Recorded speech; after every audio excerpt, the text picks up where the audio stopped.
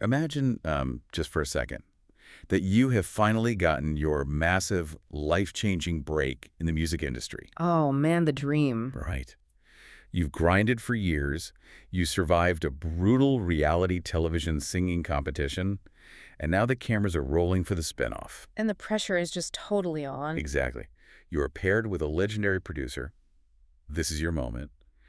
And what is the very first thing your new mentor does when you get him on a group video call in front of all your peers? Oh, this is the best part. He completely outs you for trying to trade him for someone else. It is so painfully awkward. I mean, just brutal. Welcome to the messy, high-stakes, brilliantly awkward, and, endlessly fascinating world of creating a hit song. It is totally riveting, though. And that is exactly what we are getting into today. Yeah, we are. We are looking at the newly released YouTube video teaser for episodes 7 and 8 of the Korean reality program, Famous Singers Need Hit Songs. And if you aren't familiar with it, this show is a direct spin-off of the incredibly popular survival singing competition, Sing Again 4. Such a good show. It really is. And our mission today for this deep dive is to take you completely behind the curtain of this teaser. We are going to explore the intersection of competitive musical strategy and complex human emotional dynamics. Because it's never just about the music, right? It's about the people making it. Precisely. We are deconstructing how raw, unpolished vocal talent is engineered to merge with seasoned, sometimes cynical industry formulas to generate a chart-topping track. Right, because making a hit isn't just about, putting good notes in the right order. No, it's about psychology. Yeah. And by dissecting the psychological mechanisms and the collaborative friction between these artists, we actually extract real, actionable insights into how musical production works. Which is so valuable for anyone trying to understand the creative process. And honestly, understanding these dynamics reduces the friction and suffering so often associated with creative stagnation. It actively increases the prosperity of the broader musical universe. I love that. The more we understand the humans making the music, the better the music gets. Exactly. And this source material, even though it's, just a short teaser, it's a high-density environment for observing these human variables in real time. It's a goldmine. Right. So let's set the stage for you. The foundational premise of this show is simple, but incredibly high pressure. Very high pressure.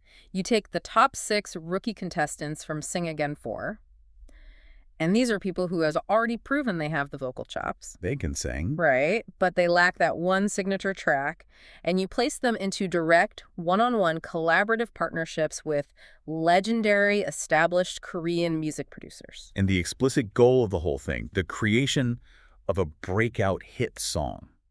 Not just an okay song, a hit. A massive hit. The kind of song that defines a career, plays in every cafe in Seoul, and just dominates the charts. And to understand the strategic positioning here, you really have to look at the specific pairings they set up. Yeah, the producers behind the scenes are basically playing matchmaker. They're trying to find the perfect catalyst. So we have the artist Seo Do, Right. partnered with the R&B legend Zion.T. A huge pairing. And then we have the contestant Kim Jae-min paired with the indie powerhouse Ka더가든. Then we have the vocalist Curie operating alongside the absolute veteran balladeer Yoon Jong-shin. And Leo Wook is partnered with Kim Jong-won, the front man of the iconic indie rock band now. Such a good band. And the artist who goes by Slowly is working with An Shin-ae. Right. And finally, the female contestant Dorado is structurally linked to the male producer Code Kunst, who is famous for his incredibly intricate hip-hop and R&B beat-making. Just hearing those names, if you follow the industry, you immediately recognize that these specific mentor-mentee configurations carry immense psychological weight. Oh, totally. The aspirational core of these configurations relies entirely on an intentional power imbalance. Yes, exactly. Think about it from the rookie's perspective, right? Right, because the veteran producers possess the established structural formulas for commercial success. They have the network, the studio access, the track record. They hold all the cards. And the rookie contestants, on the other hand, provide the unrefined, highly motivated raw material. They have the hunger. And the success of this hit song strategy depends entirely on whether that psychological weight acts as a catalyst for innovation. Like, does it push the rookie to new heights? Or does it act as a crushing force that triggers defensive posturing and severe anxiety? Exactly. And the teaser video gives us this accelerated timeline for observing exactly how these distinct emotional profiles negotiate that inherent tension. It's a total pressure cooker. So let's jump right into the first big observation from this footage. Okay, let's do it. You know what is genuinely hilarious about the setup they chose for this specific scene? The room, right. Yes. The production team takes these wildly expressive, chaotic reality TV stars, artists who are used to performing on massive stages with pyrotechnics and dramatic lighting. Right. And they position them in a sterile, brightly lit corporate meeting room overlooking a cityscape. It is so jarring. It looks like they are about to review quarterly earnings for a mid-sized logistics firm, not write a pop anthem. It really does. And that formal boardroom environment is such a deliberate, calculated aesthetic choice by the showrunners. Oh, completely intentional. It forces a visual and psychological collision between, serious industry business and the inherent chaotic energy of reality television cast members. Right. You put highly creative, emotionally volatile individuals behind these rigid corporate nameplates, and it induces immediate behavioral dissonance. The physical environment practically demands conformity, which inevitably provokes rebellion from the subjects. It's like putting a punk band in a bank manager's office.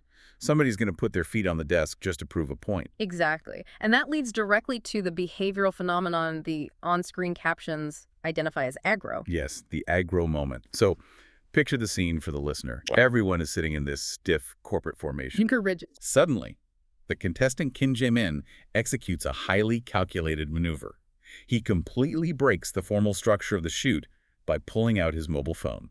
Which is wild. Taking a phone call while the cameras are rolling on a highly produced TV show is a massive breach of etiquette. Huge breach. And the broadcast caption explicitly labels this action as generating aggro. Which is this great Korean internet colloquialism denoting provocative, attention-seeking behavior. He is basically trolling the room. He totally is. And we have to analyze the emotional subtext of what Kim Jae-min is doing here. Please do, because it's fascinating. If you look at his body language, he projects this aura of casual nonchalance. Like, oh, sorry, guys, just got a text, no big deal. Just a casual guy doing casual things. Right, but make no mistake, this action is a carefully constructed display of immense pride. How so?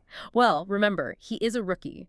He desperately requires peer validation to confirm his newly established, highly casual bond with his famous producer, Ka더gaden. Ah, right. He isn't just checking his email. He is making sure everyone in that room knows who is on the other end of the line. Exactly. By taking a call mid-shoot, he is not merely disregarding the rules of the formal setting. He is executing a brilliant broadcast strategy. It's all about screen time. Yes. He deliberately pulls focus to dominate the screen and establish a dominant narrative positioning for his upcoming musical release. He is essentially telling his competitors, my producer and I are so tight, we just casually chat during filming. We are already ahead of you. And it works flawlessly. The spatial dynamics of the room just completely disintegrate in response to this maneuver. Yeah, that rigid linear formation behind the producer's nameplates just collapses entirely. The other contestants immediately abandon their designated physical boundaries. They literally get out of their chairs and crowd around his device. They shrink their physical distance, illustrating this tight, sibling-like camaraderie. It's fascinating to watch. You hear their vocalizations. It's this chaotic mixture of screams, excitement, and, let's be honest, slight envy. Oh, definitely some envy. And all of that noise entirely validates his status elevation. He successfully extracts the exact social currency he requires by demonstrating his proximity to established industry power. It's a power move, disguised as a casual interruption. But here is where the narrative gets incredibly layered and where we really have to look at the self-awareness of everyone involved. Right, because the specific underlying context of this call is vital. It is actually the producer, Ka더gaden, who initiates the call to Kim Jae-min. Yes. And when he calls, Ka더gaden constructs this elaborate, deliberate trans-Pacific illusion. This is one of the funniest moments in the entire teaser. It really is. Ka더gaden claims he is currently operating out of the United States. Right. But in the very next breath, he explicitly states that he is living exactly like he does back in Korea. Working just a little bit and mostly playing video games in his hotel room. Think about what Ka더가든 is doing here. You have to infer his psychological intent. Right, because he is an industry veteran. He knows exactly how much pressure the rookies are under. So he deploys a masterful use of self-deprecation as a defensive strategy. Like pretending to fly entirely across the globe, only to isolate himself in a hotel room engaging in recreational gaming. Right. He intentionally lowers the perceived stakes of the entire competition. He actively deflects the immense, crushing pressure of a high-stakes music survival show by projecting an aura of complete professional apathy. He's sending a message. We aren't stressed. We aren't sweating over mixing boards until 4 a.m. I'm playing games. It is the ultimate flex of coolness. Trying too hard is uncool. Effortless success is the dream. And this projection of apathy is immediately contrasted by this brilliant instance of extreme aesthetic dissonance. Oh, the meme moment. Yes. When Ka더가든's face finally appears on the video screen for the rest of the room to see, the contestant Lee Oh-wook loudly exclaims, "It's a knife-wielding robber." I laughed out loud when I heard that. It's so good. For context, if you aren't deep into Korean internet culture, knife-wielding robber is a highly recognizable meme specifically associated with Ka더가든. Yeah, and it stems entirely from his visual presentation. Right. Ka더gaden possesses a rugged, heavily bearded, broad-shouldered, and physically intimidating appearance. He looks like a guy who could bounce you out of a tough neighborhood bar. He looks intense. But his actual musical output, it consists of soft, delicate, incredibly angelic indie pop. It is deeply emotional, sensitive music. And from a producer's standpoint, subverting listener expectations through visual and auditory contrast is a potent tool in commercial hit-making. It absolutely is. It's a strategy we see globally. Think of the initial reaction to Susan Boyle, or the tattooed, gritty look of Post Malone singing these vulnerable melodic hooks. Right, the aesthetic dissonance creates a cognitive friction that forces the audience to pay closer attention. Exactly. When the visual data, the rugged, intimidating exterior, completely contradicts the auditory data, the angelic, soft vocals, your brain has to actively process the discrepancy. You can't just passively consume it. You really can't. And this active processing increases memory retention and emotional engagement with the artist's brand. So the knife-wielding robber motif is not merely a comedic insult thrown out by Oh-wook. No, it is actually the fundamental architecture of Ka더gaden's market appeal. It's why people love him. Okay, so we have this relaxed, game-playing, aesthetically dissonant vibe established by Ka더gaden. Right, but the teaser immediately pivots to contrast this with a wildly different production methodology. While on the call, Ka더gaden deflects the group's attention away from himself by inquiring about another producer, Zion.T. He asks how that team is doing. And Seo Do, who is paired with Zion.T, immediately reveals the intense reality of their collaborative structure. He just sighs and says, "I practically live there." Referring to Zion.T's recording studio. To which Ka더gaden counters by sharing a hilarious anecdote regarding his own past experience with Zion.T. Oh, the imprisonment story. Yes. He tells the room that he was once imprisoned for 4 hours in Zion.T's studio, completely unable to leave, just forced to listen to Zion play his own music over and over again. Now, if you are listening to this and thinking, wait, why is he casually talking about false imprisonment? Right, we have to process the cultural syntax of this interaction. In the context of the Korean entertainment industry, utilizing the terminology of kidnapping or imprisonment when referring to a senior artist is not an accusation of hostility. You aren't calling human resources. No, it actually operates as a high-level, culturally understood hyperbolic compliment. Yes, it's this concept of polite nagging.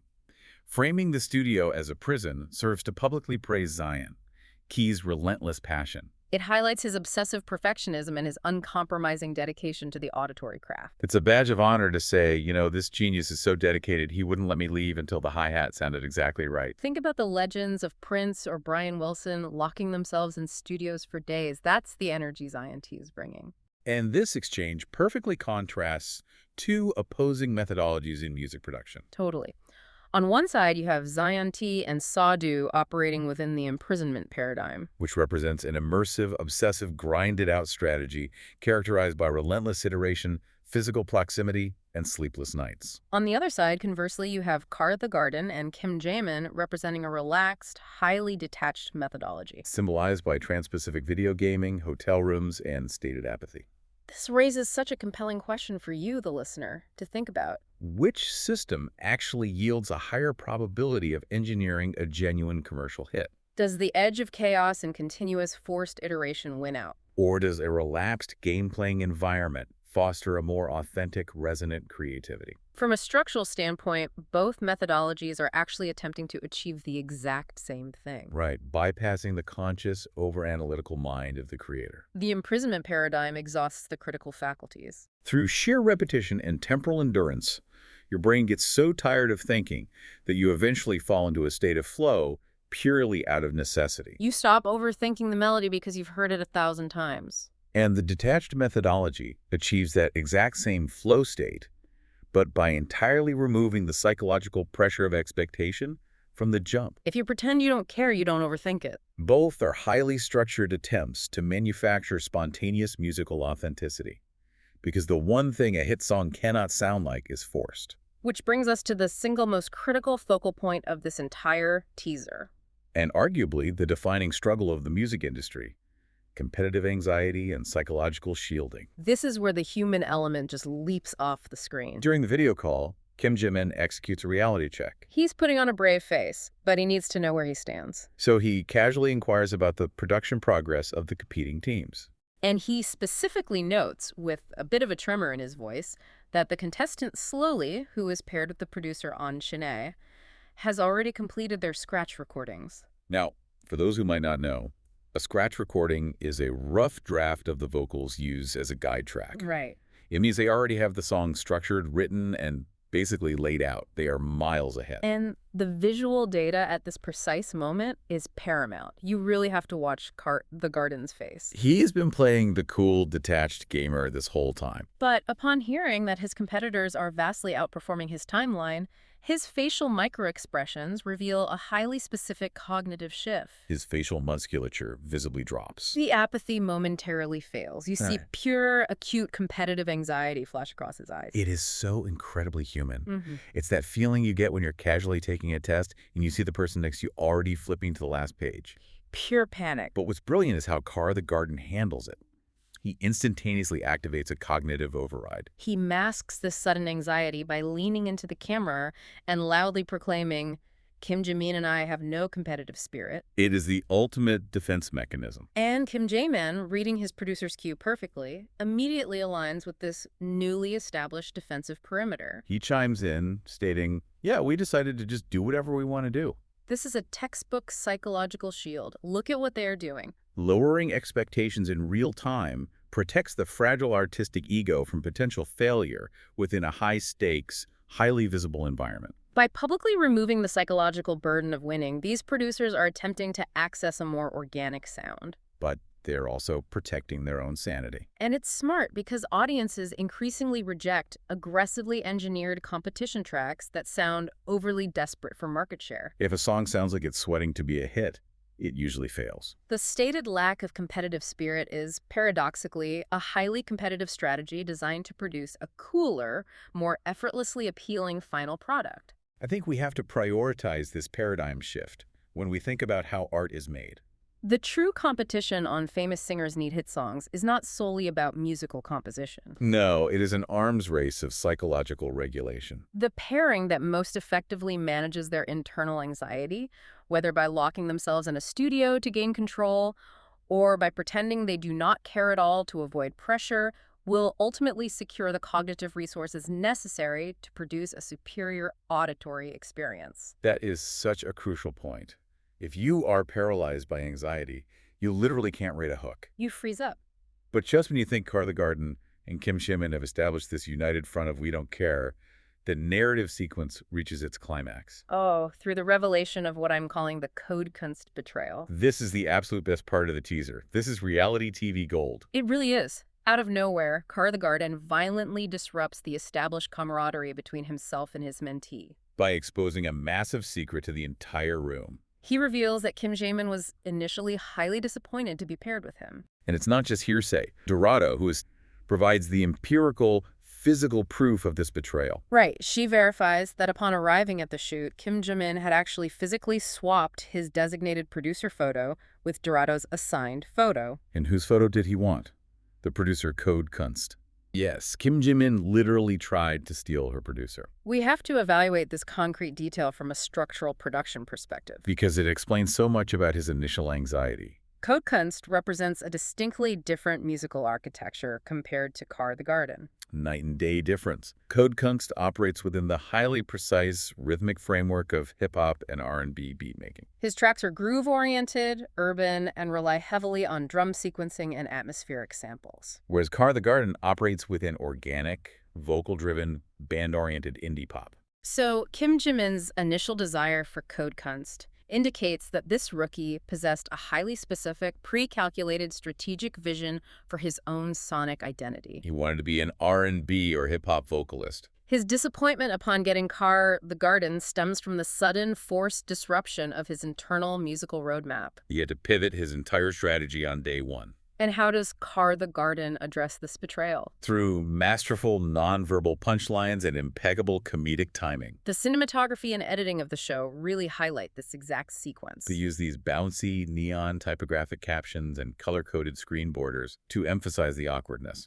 Ka더gaden stares directly at his partner, maintaining a completely deadpan, annoyed expression. It's just cold, silent judgment. But then, in an instant, he processes the presence of Dorado on the video screen. The woman who actually got Code Kunst and the woman who ratted him out. And Ka더gaden's face transforms from stone-cold anger into a bright, beaming, affectionate smile aimed entirely at Dorado. This exaggerated contrast is a deliberate, highly effective broadcast maneuver. He is punishing his mentee by flirting with the competition. And the resulting emotional reaction from Kim Jae-min is a textbook display of playful jealousy. Confronted by his own producer, actively favoring the very contestant whose producer he attempted to steal, he takes immediate physical action. He can't handle the rejection, so he abruptly cuts off the conversation. He physically pulls the phone away from the group, breaking that huddle they formed earlier. He verbalizes the termination of the call under the guise of being polite. He says he is allowing Ka더gaden to return to his video games, stating it is precious time. But let's be real. That physical gesture signifies him forcefully taking his social asset back. He's retreating to prevent any further loss of dignity on camera. But here's where he proves he actually has the makings of a star. He understands optics. The sequence concludes with a final execution of posture and posturing. Despite his temporary defeat during the banter, despite being outed as a traitor, and despite the playful rejection by his producer, he refuses to look like a loser. He leans back in his corporate chair with a highly expansive physical posture. He gestures broadly to the room, boasting, "Look at this, we're close enough to call each other and joke around." It's brilliant. Even amidst the exposure of his betrayal, he ruthlessly extracts the original social currency he set out to acquire at the beginning of the scene. He successfully establishes his elevated status within the peer group. He proves that he and his legendary producer have the kind of relationship where they can insult each other and survive. That is a massive flex. So as we synthesize all of these observations from just a few minutes of teaser footage, a singular, coherent thesis really emerges for us. It does. The creation of a hit song within this specific high-pressure K-pop industry architecture is never merely an exercise in applied music theory. It is not simply the optimization of market trends or finding the perfect chord progression. Not at all. A hit song is an output inextricably linked to and completely dependent upon the emotional profiles, the shifting power dynamics, and the active defense mechanisms of the human beings occupying the studio space. It is about how a rookie manages his pride. It is about how a veteran masks his competitive anxiety with video games. It is about the friction between wanting a hip-hop beat but being handed an indie pop ballad and finding the genius in that compromise. And for you, the listener, recognizing these precise interpersonal rhythms, the polite nagging of Zion.T, the strategic apathy of Ka더gaden, the aesthetic dissonance of the nice-wielding robber, and the playful jealousy over Code Kunst, it fundamentally increases your capacity to analyze and appreciate the final musical product. It increases your understanding of the whole universe they operate in. When you hear the songs that come out of these episodes, you will hear them differently. You will understand that the song is not just audio. It is the compressed sonic artifact of this exact psychological warfare. It truly is. Which leaves us with a complex question for you to ponder long after this deep dive ends. We have verified today that extreme obsessive perfectionism, the Zion.T imprisonment model, and highly detached nonchalance the garden video game model, can both successfully yield chart-topping hits in this industry. Therefore, we have to ask, Is the actual objective secret to manufacturing a hit song simply the absolute, unapologetic commitment to whatever specific psychological mechanism prevents the artist from suffering a total mental collapse? think about that the next time you hear a song climbing the charts. Until next time, keep listening closely.